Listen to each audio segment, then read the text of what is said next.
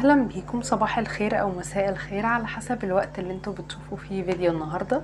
يا رب تكونوا بخير وفي احسن حال. النهارده هنعمل مع بعض فيديو جديد حسب طلبكم. هيكون خاص بالسنجل، يعني مفيش حد مثلا في حياتك ايا كان بقى، انت طالع من علاقه او سنجل خالص، يعني مفيش حاجه زي كده.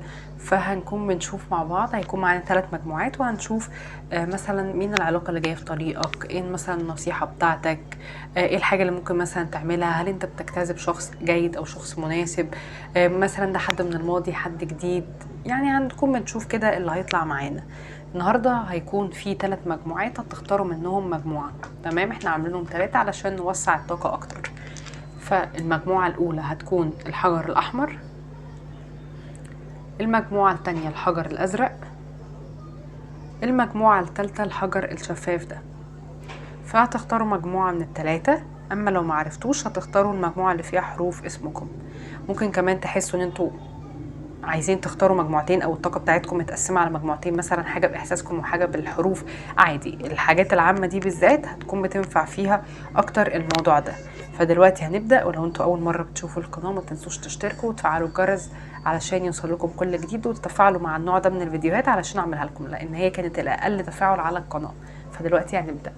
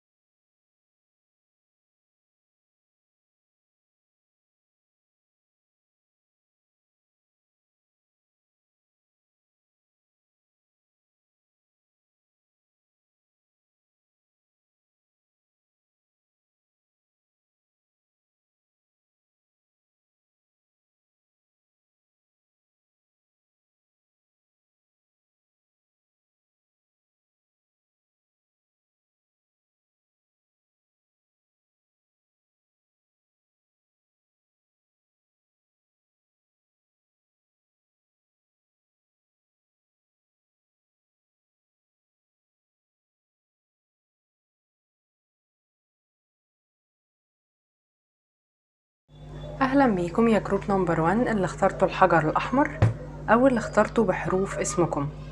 ويلا دلوقتي نبدأ نشوف الطاقة بتاعتكم في الحياة العاطفية عاملة ازاي.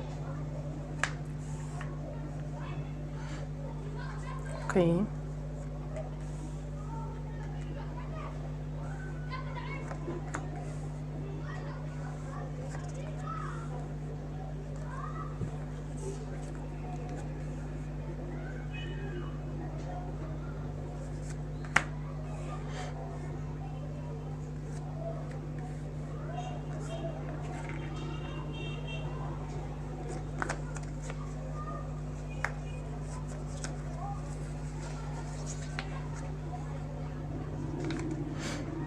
تمام.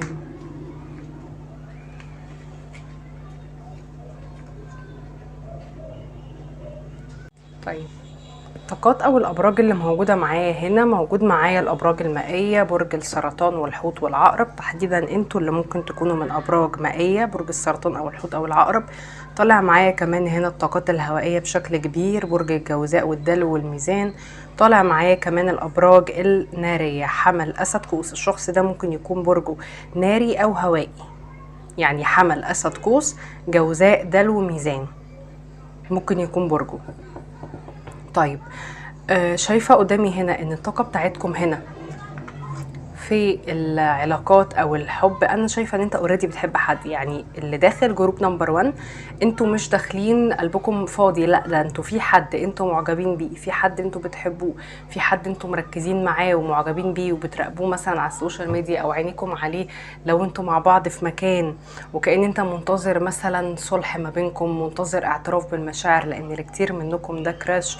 المهم ان انت في حد، الطاقه بتاعتك العاطفيه ان في شخص انت معجب بيه، مستني رجوعه، مستني اعترافه بالمشاعر، مستني تقربوا من بعض، وكأن انت في طاقة اعجاب، في طاقة انبهار، في طاقة ان انت بتكراش على الشخص ده. يمكن حتى تكون انتوا الاتنين ما قربتوش من بعض قوي، او العلاقة حتى ما كانتش طويلة قوي. المهم ان ده حد فيه هنا طاقة اعجاب وانبهار قوي من ناحيتك، وانتوا ممكن هتكونوا اصغر منه سنا، ويمكن اصغر بحبة، يعني مش حبة قليلين، او انتوا الطاقه بتاعتكم طفوليه عنه، هو الطاقه بتاعته جديه اكتر. فدي الطاقه بتاعتكم يا جروب نمبر 1، فلو دي طاقتكم كملوا. طيب، شايفه قدامي هنا لو انت بنت بتتفرجي على الفيديو، ممكن هيكون سنك في اواخر العشرينات، ممكن 29 او بدايه الثلاثينات. حرف الاي هيكون ممكن بيبدا بيه اسمك، او اسمك فيه حرف الاي كتير. ممكن كمان برجك يكون برج هوائي برضو، ميزان، جوزاء، دلو. شعرك هيكون اسود، او ملامحك هتكون عربية اكتر. اما لو رجل بيتفرج على الفيديو، فالامرأة او السيدة دي هتكون بالمواصفات اللي انا قلتها، هتكون بشرتها فاتحة، هتكون عينيها سودة، كمان شعرها اسود، هيكون ده سنها، يعني ممكن تحت ال30.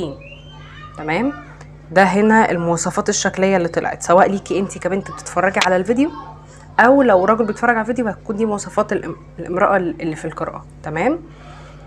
شايفة معايا هنا كمان ان ده حد، يعني هنا لما جينا نسأل ده حد موجود في حياتك ولا لا ده حد انت تعرفه، ده حد انت تعرفه وانت اصلا معجب بيه.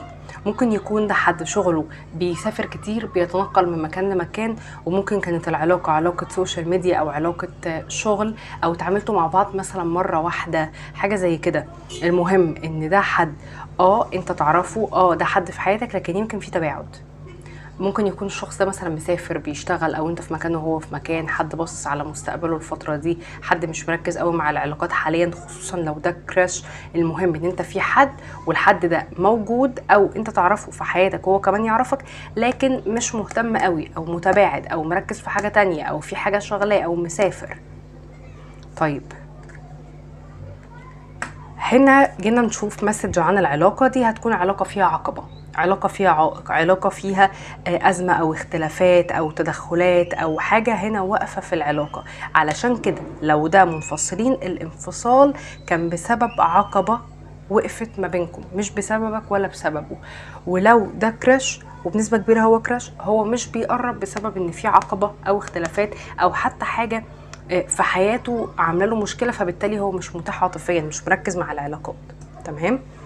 باقي بقى الكروت، لما جينا هنا نسال هل ده شخص جيد ام سيء، المسج بتقول لك مفيش داعي للقلق، هو مش شخص سيء خالص. وشايفه قدامي ان ده مش حد وحش، لكن العلاقه فيها عقبه او فيها عائق، او العلاقه مش سهله، لكن هو مش حد وحش خالص.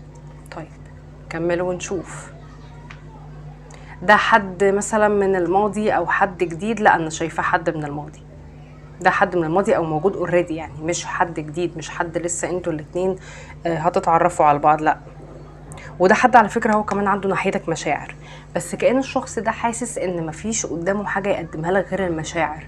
يعني يمكن مثلا مش قادر يعمل حاجه على ارض الواقع، يمكن زي ما قلت لكم العلاقه فيها عقبه، فهو ما عندوش حاجه يقدمها غير المشاعر بنسبه كبيره. شايفه قدامي كمان ده حد هنا كأنك كأنه بيعبر لك عن حبه وهو زعلان في حاجة. هنا في عقبة، في حاجة مضايقة في حياته، في حاجة بترهقه، او هو متضايق لان هو زعلك في حاجة. ده للمنفصلين. ده حد بيسافر كتير، او زي ما قلت لكم محافظات مختلفة، ساكن ممكن بمنطقة قريبة لبحر، او هو بيحب البحر، حاجة كده. طالع قدامي الطاقة دي قوي. شايفة ان لو انتم منفصلين العلاقة دي كان فيها ملل وروتين قوي، لدرجة ان حد منكم في اثناء فترة الانجذاب او الملل او الروتين او التباعد انجذب لشخص اخر. ده للبعض، ويمكن كان ده سبب الانفصال. طيب نعرف اكتر عن مواصفاته او شخصيته. مبدئيا كده هو حد تعب في حياته كتير، شخصية بنت نفسها بنفسها، شخص حياته ما كانتش سهلة، ممكن يكون اتجرح اكتر من مرة من اشخاص كتير كانوا في حياته. علاقاته العاطفية كانت اغلبها للأسف فاشلة. شايفة ان ده حد الدنيا معاه مش سهلة.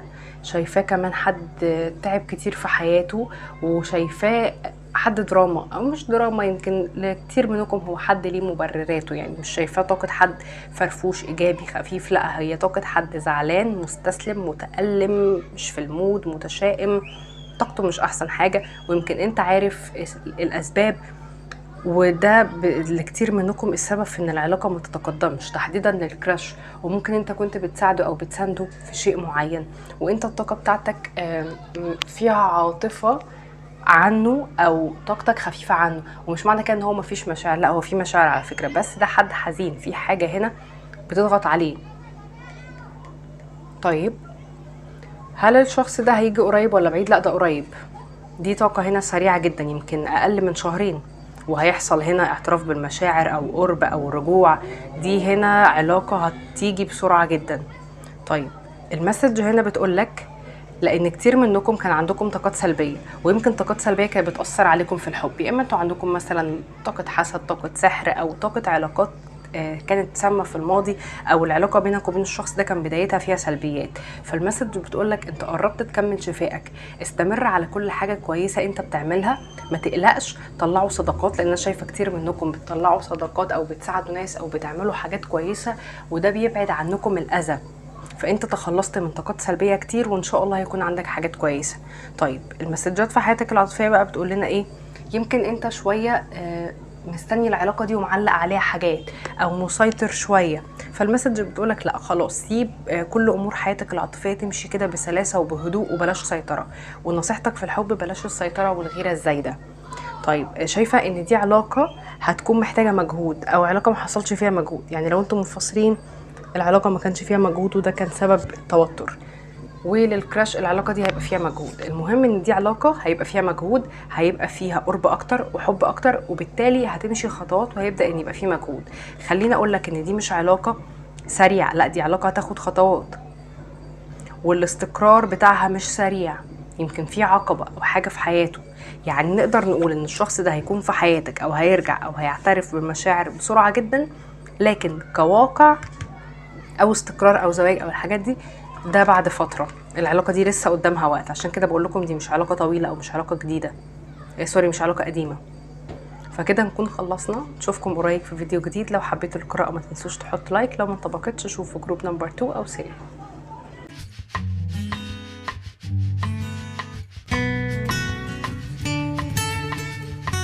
اهلا بيكم يا جروب نمبر 2 اللي اخترتوا الحجر الازرق، او اللي اخترتوا بالحروف، بحروف اسمكم انتوا. يلا نبدأ بقى نشوف الطاقة بتاعتك. أول حاجة نبدأ نشوف الحالة بتاعتك العاطفية أو الطاقة بتاعتك العاطفية عاملة ازاي. نشوف أكتر أوكي عن هذا الشخص.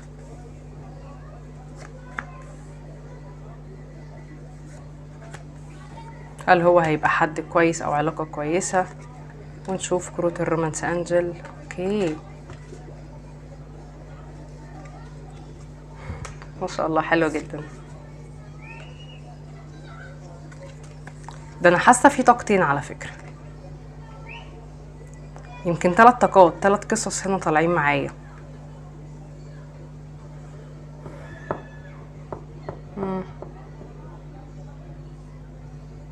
تمام. الابراج او الطاقات اللي موجوده معايا، موجود معايا الابراج المائيه، برج السرطان، الحوت، العقرب. طالع معايا كمان طاقه الابراج الهوائيه، برج الميزان، الجوزاء، الدلو، وموجود معايا طاقه برج الثور. شايفه كتير منكم ممكن يكون سنكم فوق ال25، يعني مش هتكونوا اقل من كده. شايفه ان حرف الاي موجود كتير في حروف اسمكم، او انتوا اسمكم بيبدا بحرف الاي. حاسه هنا ان كتير منكم هتكونوا مرتبطين بالنباتات، بالبرفيوم، بالعطور، يعني بالعطور عامه، بالبخور. انت بتهتم جدا بالروايح، اوكي. وشايفه كمان انتوا بتهتموا بالتفاصيل الصغيره وبالفاشن، وكمان بالاكسسوارز والحاجات دي. دي من ضمن طاقة الناس اللي بتتفرج على الفيديو. هتكون كمان ليكم ابتسامة مميزة، هتكونوا يعني بتبتسموا كتير، مش بتبينوا حتى لو انتوا جواكم حاجة انتوا مش بتبينوا.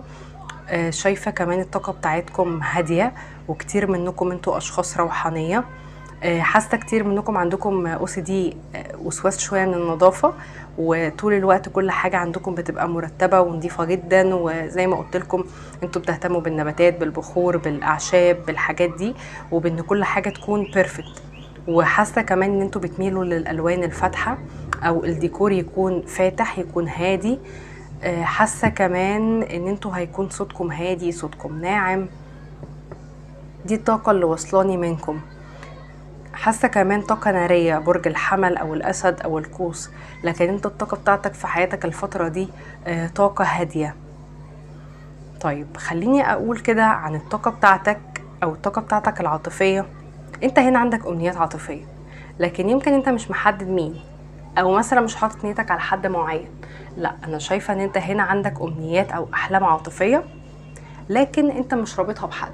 حتى لو كان في حد في حياتك، حتى لو كان في حد انت بتحبه، انت مش رابط هنا احلامك العاطفيه بشخص. خليني اقول ان انتوا في طاقه تسليم في حياتكم العاطفيه، ان مثلا اللي ربنا يجيبه لك ممكن تكون مش اصلا مش مستعجل، ممكن تكون مش حاطط نيتك على حد معين.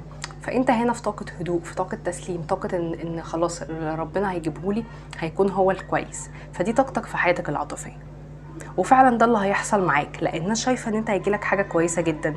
المسج الاولى بتقولك ان انت على موعد مع توأم روح، حد هيكون كويس جدا.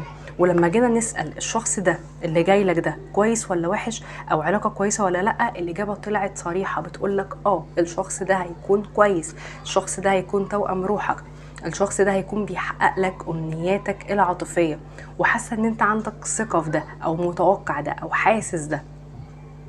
طيب خليني اقول لك باقي الرسائل بتاعتك بتقول لك ايه، لان انا قلت لكم انا معايا هنا اكتر من قصه. اول قصه معايا ان في طاقه حد من الماضي، والحد اللي من الماضي ده كانه كان بيتردد لحياتك كتير، بيقرب ويبعد، شويه اون وشويه اوف، شويه يقرب منك ويحبك وانت حبيبي وكل حاجه، وشويه يبعد، شويه يختفي.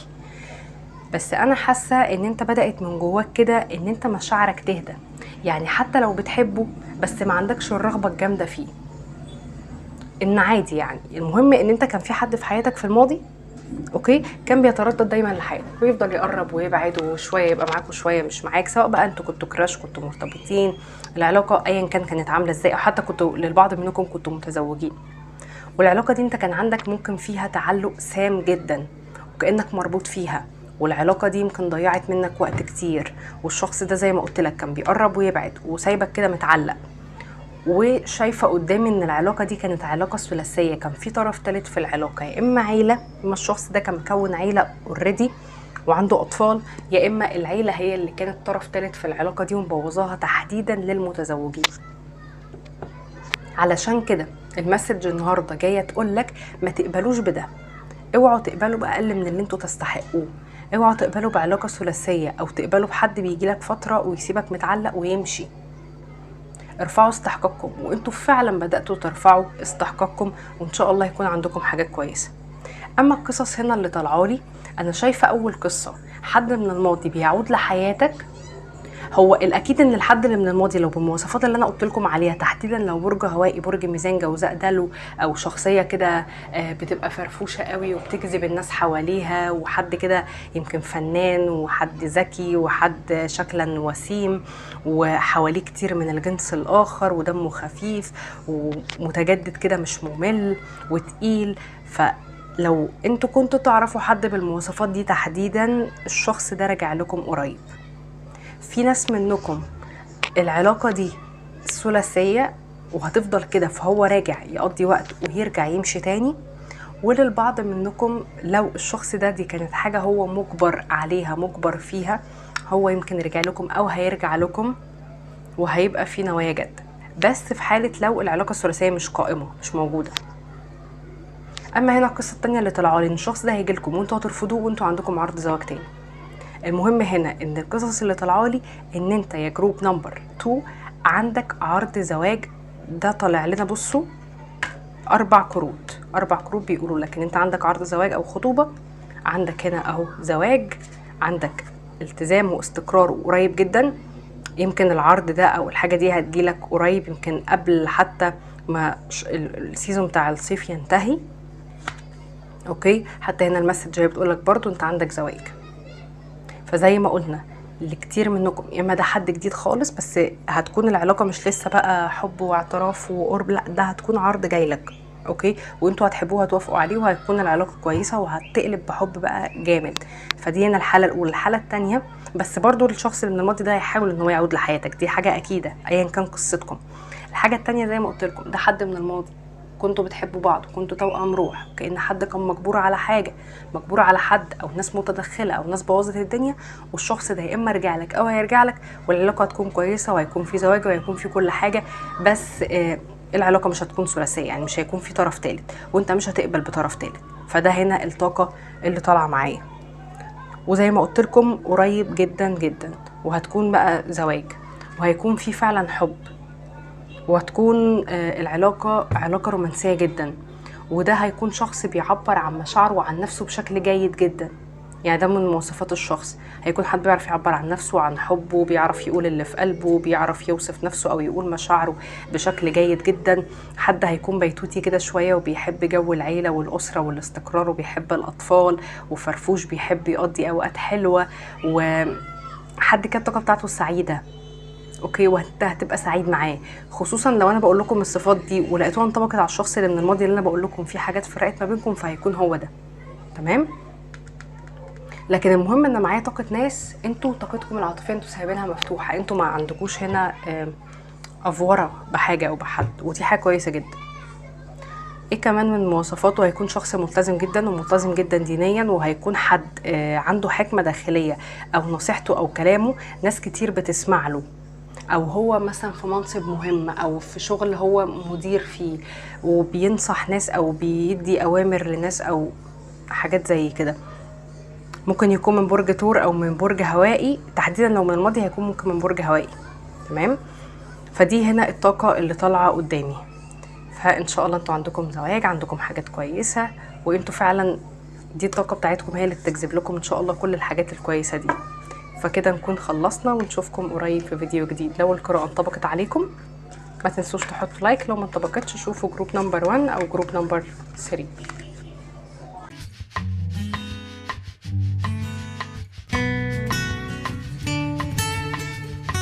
يلا دلوقتي نشوف جروب نمبر 3 اللي اخترتوا الحجر ده او اللي اخترتوا بحروف اسمكم. يلا نشوف الطاقة بتاعتكم العاطفية عامة او الحالة بتاعتكم، نعرف اكتر عن ده حد في حياتك ولا ايه، من الماضي مثلا ولا جديد. نشوف اكتر عن صفاته الشخصية كشخصية وكشكل. نشوف كمان قريب الموضوع ولا بعيد، هل هيبقى حد كويس ولا ايه. نشوف كمان كروت الرومانس انجل هتقول لنا ايه. تمام. طيب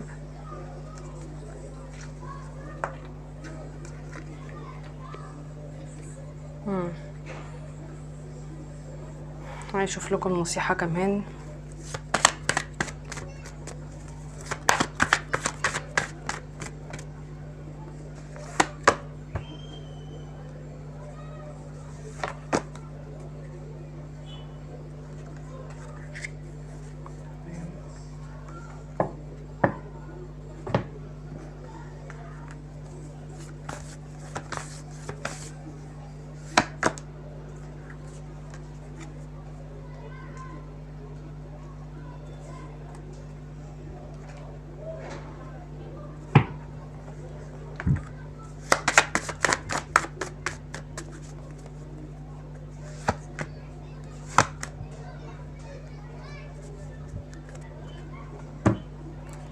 في هنا طاقة حاجة من الماضي جايلك. عايزاكم كمان تسمعوا جروب نمبر 2، قريبة جدا من الطاقة بتاعتكم. ممكن كان عاجبكم الحجر الأزرق أو في حروف من أساميكم في جروب نمبر 2. طيب الأبراج أو الطاقات اللي طالعة معايا، أنا موجود معايا برج العذراء، برج الثور، برج العقرب، الحوت، العذراء تاني، والقوس. طيب دي أكتر الطاقات اللي موجودة معايا. اول حاجه طاقتكم انتم في الحب، انا مش حاسه ان انتوا حاطين نيتكم على حد او في حد مثلا في حياتكم او حد انتوا متعلقين بيه، او لا، انا شايفه ان انتوا الطاقه بتاعتكم في الحياه العاطفيه ان انت حد بتحب نفسك، بتقدر قيمه نفسك. شايفاكم شكلا جذابين جدا، وجاي لي احساس كده جروب نمبر 3 انتوا كانت ناس كتير بتبقى عايزه تتقرب منكم، لان هي بتبقى معجبه بيكم كشكل وكجسد وشخصيه كمان، لكن اغلبهم ما كانوش ناس جادين في حياتك. يعني انت ممكن اكتر من حد كان بيتقرب ليك او كان بيجي لك عروض كتير او ناس عايزه تقرب منك، لان بس هم يعني بيحبوا الشكل الخارجي اكتر. تمام، ويمكن انت كنت عارف حاجه زي كده، خصوصا منكم ناس انا حاسه ان مجال شغلك او دراستك او البيئه بتاعتك او العالم بتاعك مفتوح، ففي ناس كتير ممكن بتبقى عايزه تقترب منك، بس زي ما قلت لك للهدف ده. وكتير منكم ناس بتقرب منك بتبقى طمعانه فيكم، لان انا حاسه ان كتير هتكونوا من عيله كبيره، من عيله مهمه، ماديا كويسين، عمليا حاجه زي كده. طيب فدي الطاقه بتاعتكم، واحساسي كمان ان انتوا في ناس حواليكم فعلا كتير كانوا وحشين او ناس مش كويسه كانوا عايزين يتقربوا اليكم، او اغلب الفرص اللي بتجيلك ما بتبقاش كويسه، او بيبقوا ناس مثلا عايزين هدف معين. ده هنا طاقه حساها قوي في قراءتكم. لكن المهم ان انا شايفه ان الطاقه بتاعتك بتقولي ان انت حد بتاخد بالك من نفسك كويس جدا، وانت حد خلاص بقيت فاهم الناس اللي حواليك، او بقيت تفهم اللي قدامك كويس جدا، بقيت بتحس خلاص بالناس التوكسيك او الناس الوحشه المؤذيه، بقيت تحس بيهم خلاص. بس شايفه زي ما قلت لكم انتوا ناس مهتمين بنفسكم، بشكلكم، بلبسكم، استحقاقكم عالي، بتحبوا وبتقدروا قيمه نفسكم كويس جدا.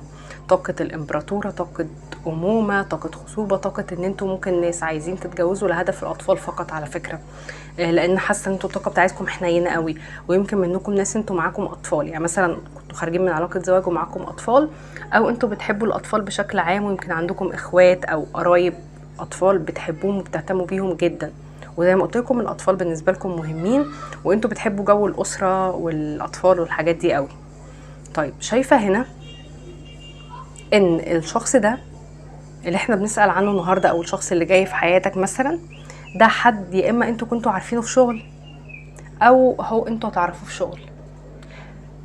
هيبقوا انتوا الاتنين مع بعض في شغل واحد او مجال دراسه واحد، او انت مثلا هتروح له مكان شغله وهو يجي لك مكان شغلك. مثلا حد سي مثلا دكتور مثلا انتوا رايحين له، مثلا حد انتوا بتلجأوا له في حاجه. المهم ان حاجه ليها علاقه بمجال العمل، يعني دي مثلا مش حاساها علاقه سوشيال قوي، لا انا دي حاساها علاقه واقعيه، حد انتوا عرفتوه او هتعرفوه في شغل او في دراسه، او انتوا كنتوا عنده في شغل، او هو مثلا جالك شغلك، هي حاجه كلها ليها علاقه بالشغل. وللبعض القليل منكم ده حد في العيله. انا احساسي كده يا جروب نمبر 3 طلع لي طاقه اكتر من شخص.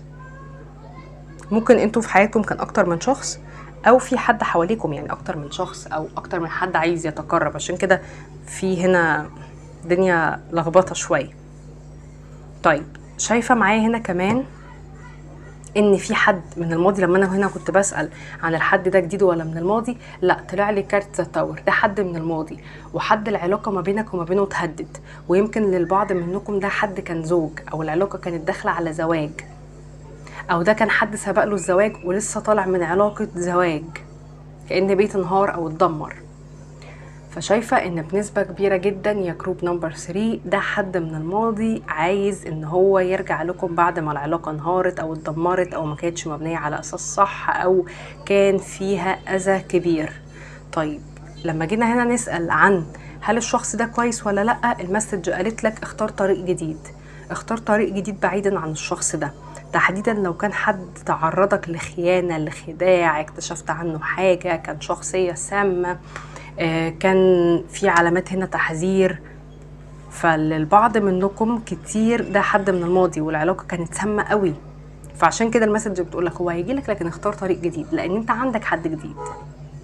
تمام، الحد الجديد ده بقى بس انا هنا حاسه ان طاقه الشخص اللي من الماضي ده انتوا اصلا مش عايزينه، خصوصا ان هو كان ممكن شخصيه غامضه، شخصيه اكتشفت عنها حاجات، شخصيه كانت كئيبه شويه، شخصيه ممكن شكاكه غيوره متحكمه فيها، عندها اسرار.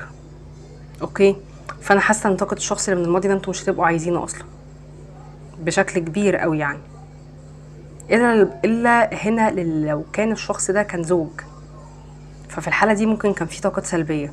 مش عارفه ليه احساسي كده جروب نمبر 3 انتوا عندكم طاقات سلبيه، او في طاقات سلبيه كانت بوظت لك علاقه او حاجه قبل كده، اما طاقه حسد، سحر، اعداء. دي طاقه انا حاساها قوي. مواصفات الشخص اللي جاي لكم ده هو حد ناجح جدا عمليا وماديا، هو حد عملي جدا، حد كمان شغوف جدا. الطاقة بتاعته كده مهيبرة، فيها نشاط، فيها شغف، فيها ان هو بيبقى عايز يقضي اوقات حلوة، وفيها كمان ان حد هيكون بيسعى ليك ومتمسك بيك تمسك شديد، ومش احساس ان ده زواج تقليدي، لا، ده حد هيكون فيه مشاعر وقرب وحاجات زي كده، او هيشوفكم او هتتعاملوا وبعدين هيبقى فيه حاجة. وبالمناسبة الموضوع مش بعيد، الموضوع قريب جدا، لكن الحد اللي من الماضي ده بشكل كبير انتوا ممكن هترفضوه وهتاخدوا طريق جديد اصلا. الا لو زي ما قلت لكم كان السبب ان في اعداء او طاقات سلبيه او حاجات بوظت ما بينكم، او وهو ما كانش مثلا حد وحش، او ان هو كان زوج، وزي ما قلت لكم برضو ان كان في طاقات او حاجات سلبيه، فساعتها الموقف هيتحسن. لكن المهم ان في حياتك العاطفيه هيكون في حاجه كويسه على فكره. فهنا شايفه ان الموضوع قريب، في شغف، في دخول شخص حياتك، في زواج، في استقرار، في كل الحاجات دي. طيب باقي الكروت بتقولك ايه؟ انا شايفه ان الشخص ده لو انتي بنت بتتفرجي على الفيديو فهو هيكون راجل غيور جدا جدا، خصوصا ان انا شايفه ان زي ما قلت لكم في البدايه ان انتوا جذابين. طيب باقي رسايلك هنا بتقولك ايه؟ الرساله بتاعتك بتقولك انت في بيئه سامه، انت فعلا يا اما في بيئه عمل سامه، او في بيئه عيله سامه، او ناس بتغير منك او بتحسدك او بتعمل لك اعمال بقى، يعني دي طاقه انا حاساها برضو. فالمسج بتقولك حصن نفسك، قوي من صحتك النفسيه، خد بالك من نفسك كويس جدا، ما تحاولش ان انت تغير البيئه دي ولا تعدل فيها، مالكش دعوه بيها اصلا، حط حدود. انا شايفه ان انتوا حواليكم ناس وحشه قوي على فكره، وفي غيره من ناس حواليكم. رسايلك بقى بتقولك ايه؟ بتقولك قريب جدا هيجيلك حاجه كويسه، بس انت محتاج اصلا تحدد انت عايز ايه، لان انا شايفه ان كتير منكم ناس انتوا ما قفلتوش الصفحه القديمه ومش محددين انتوا عايزين القديم ولا عايزين حاجه جديده. فالمسج بتقولك فكر، حدد انت عايز ايه، واللي انت عايزه هيجيلك، هتجتذبه اوريدي. والمسج دي بتقولك كان في علامات حمراء، كان في علامات تحذير، ممكن العلاقه دي كانت توكسيك. فالمهم ان المسج جايه تقولك خد بالك كويس قوي. جروب نمبر 3 انتوا ناس مش كل علاقاتكم كانت كويسه، او مش كل الفرص اللي كانت بتجيلكم كانت فرص كويسه، او كانوا ناس كويسين او جادين، خصوصا لو سنكم صغير. فعشان كده المسج بتقولك اختار كويس جدا، لان انا جاي لي هنا مسج بتقول ان العلاقه امنه، ان الحب امن، ان فكره الحب فكره كويسه، افتحوا قلبكم. والرساله التانية جايه تحذرك، فعلشان كده خليني اقولك ان انت حواليك الكويس والوحش، فاختار كويس وما تتسرعوش. اوكي، ولان انا شايفه هنا ان ممكن هيبقى اكتر من فرصه، اكتر من عرض، حد من الماضي، حد جديد، المهم ان في اكتر من حاجه. عشان كده المسج بتقولك اختار كويس، حدد مين اللي تفتح له قلبك ومين اللي تحذر منه. اما المسج دي بتقولك انت على الموعد مع توأم روح، ادعوا، صلوا، استخيروا ربنا، ما تتسرعوش. ان شاء الله هيكون عندك حد كويس، هيكون توأم روحك، يا اما بقى كان حد من الماضي والدنيا والناس والطاقات السلبيه فرقت ما بينكم، يا اما ده جديد. اوكي، شايفه هنا على قد ما ان انتوا اشخاص جميله طيبه جذابين، بس حياتكم ما كانتش سهله، او حياتكم العاطفيه ما كانتش سهله، او كأن في عوائق كده وحاجات بتعرقل طريقك، لكن ان شاء الله كل ده هيتحل. كده نكون خلصنا، نشوفكم قريب في فيديو جديد. لو حبيتوا القراءه ما تنسوش تحطوا لايك، لو ما انطبقتش اشوفوا جروب نمبر 1 او 2، تحديدا جروب نمبر 2.